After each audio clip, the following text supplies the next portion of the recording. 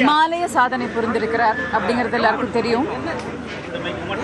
எந்த விஷயமா இருந்தாலும் தானே இறங்கி செய்வார்.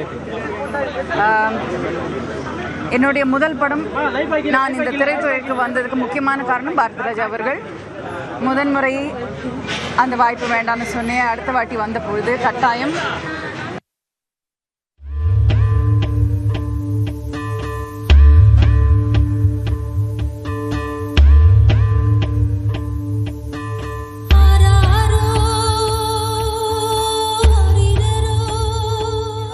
எடுக்கணும்னாலும் சரி. அந்த என்னுடைய அதில் ஒரு பாடல் இருக்கு, கருத்து மச்சான்ற பாடல்ல முதல்ல அது பிகினிங்ல வந்து கிணத்துக்குள்ளேருந்து வரணும், ஒரு கேணிலேருந்து வர்ற மாதிரி ஒரு ஷாட் இருக்கு.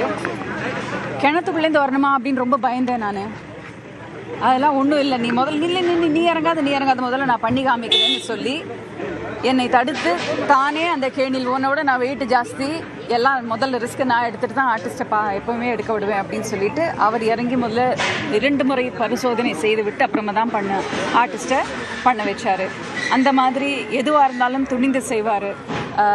நடிப்பு மேலே, அது தன்னுடைய தொழில் மேலே, அவர் டைரக்ஷன் மேலே அப்படி ஒரு பேஷனாக எடுத்து பண்ணுவார். அவ்வளோ பேஷனட்டாக ஒர்க் பண்ணுவார். அவருடைய ஹீரோயின்கள் எல்லாருமே பிரபலமாக இருக்காங்க.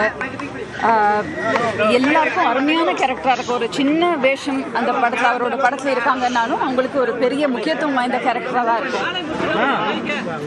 ஸ்டூடியோவிலேருந்து அவுட்டோர்ஸ் எடுத்துகிட்டு வந்தது அவர் தான் அப்படின்னு எல்லாரும் சொல்லும்பொழுது ரொம்ப பெருமையாக இருந்துச்சு. இந்த மாதிரி ஒரு பெரிய ஒரு டைரக்டர் கையால் இன்ட்ரடியூஸ் ஆனேன்னு நினைக்கும் போது ரொம்ப பெருமையாக இருந்தது.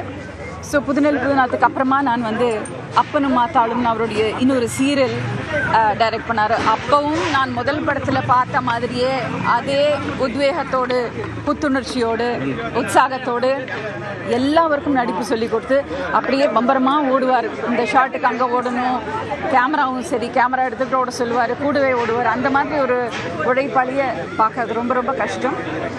அவருடைய நீண்ட பயணம் வெற்றிகரமாக இருந்தது. கடைசியில் கொஞ்சம் உடம்பு சரியில்லாமல் இருந்தது, ரொம்ப வருத்தமாக இருந்தது. இன்னைக்கு திடீர்னு மறைந்து போயிட்டார் அப்படின்னு கேட்கும்போது ரொம்ப ரொம்ப வருத்தமாக இருக்குது. அவருடைய ஆன்மா சாந்தி அடைய பிரார்த்திக்கிறேன். மனோஜ் அவர்களுடைய இழப்புக்கும் வந்திருந்தேன். ஆமாம், அப்போ தான் மீட் பண்ணேன்.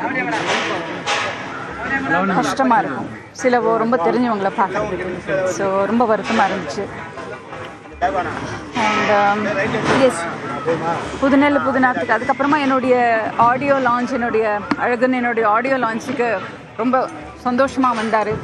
அவரே வந்து நிறைய விஷயங்கள் என்னை பற்றி அன்றைக்கி அந்த மேடையில் பேசினதெல்லாம் இன்னும் எனக்கு அதில் ஒழிச்சிக்கிட்டே இருக்குது. அப்புறம் மாதிரி ஒரு எந்தூசியாஸ்டிக் பர்சன் பார்க்குறது ரொம்ப ரொம்ப கஷ்டம்.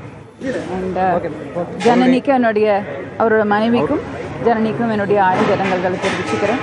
மனோஜ் அவர்களுடைய மனைவிக்கும் குழந்தைகளுக்கும் சேர்த்து அவங்க எல்லாருக்குமா என்னுடைய ஆழ்ந்த இரங்கல்.